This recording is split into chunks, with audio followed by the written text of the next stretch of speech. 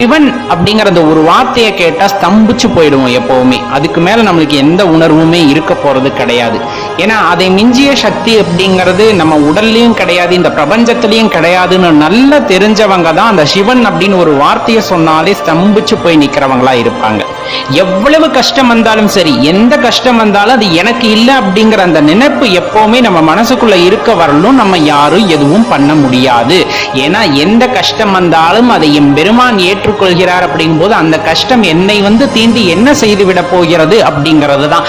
ஏன் இன்னுமே சொல்லாமே மரணம் என் பக்கத்தில் நின்று வா என்று அழைக்கும் போதும் கூட, கடைசி அந்த சொட்டு ரத்தம் சுண்டும் போதும் கூட என் நாவு சொல்லும் ஒரே வார்த்தை நமசிவாய என்ற வார்த்தையாகத்தான் இருக்கு. அவர்களை யமன் ஒருபோதும் அழைப்பதில்லை, மாறாக சிவபூத கணங்களே இங்கு இறங்கி அவர்களை அழைத்துச் செல்கிறார்கள் என்பதுதான் நிதர்சனம். சிவபக்தியை மேற்கொண்டவர்களின் மனம் என்னவோ சிவனை கட்டி கொண்டுதான் இருக்குமே தவிர மற்ற எதன் மீதும் பற்று வைப்பதில்லை. எங்கும் சிவம் எதிலும் சிவம் என்று பற்றுடைய மனம் நமக்கு இருக்கும் போது, நமது ஆத்ம தரிசனம் தான் சிவன் என்று உணரும் போது, அந்த ஆத்மாவை தரிசிக்கும் போது பரமானந்தத்தை அடைவோமே. இந்த மாயை சூழ் உலகத்துல எதிர்காலத்துல என்ன நடக்கும் அப்படின்னு யாருனாலையும் சொல்ல முடியாது. அதனால் வாழ்கின்ற இந்த நாள் உண்மை, இன்று வாழ்கின்ற இந்த நிமிடம் தான் உண்மையானது என்று இந்த நிமிடத்திலேயே அவரை அடைய முயற்சி செய்வதுதான் எப்பொழுதும் உத்தமம் என்பதை நன்கு புரிந்து